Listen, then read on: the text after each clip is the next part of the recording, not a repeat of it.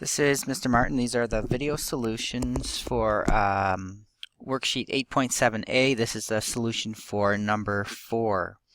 So as usual, let's start with our blank formula. So we can see I've got some trapezoids, so that's the front and the back.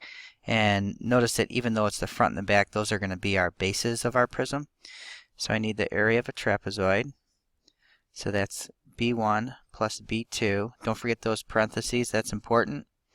Times h, because you got to make sure that you add those two bases before you multiply by the height, and then divided by 2, and then all the other lateral faces, those are rectangles, which is just going to be base times height.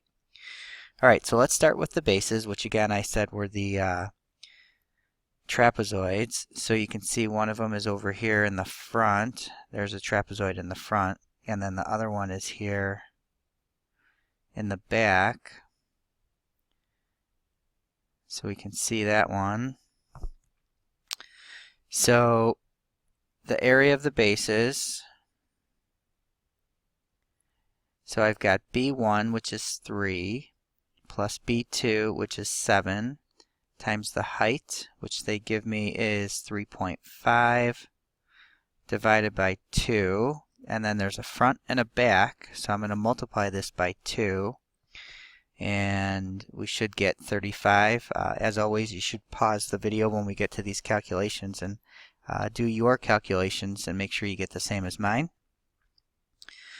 Alright, so then we have rectangles on the left and the right, and those are both 6 by 4. So here's one of them that's 6 by 4, and the other one's back here. This is 6. And again, this will be 4 this side over here, back there. So I'll just call that the left and the right, area of left and right. So that's 6 times 4, and then there's 2 of those. So that should be 48. And then I've got the area of the top. That's another rectangle. Its dimensions are 6 and 7. So that's going to be 42. And the last one I have is the area of the bottom. Again, feel free to pause at any time if the video is going too fast for you, or if you want to review something. So I have 6 times 3, which is 18. And then let's go ahead and we'll just add all this stuff up. And we should get 143 centimeters squared. So double check that you get the same thing that I do when you work out the calculations, and come see me or one of the other teachers if you have any further questions, and we will see you in the next video.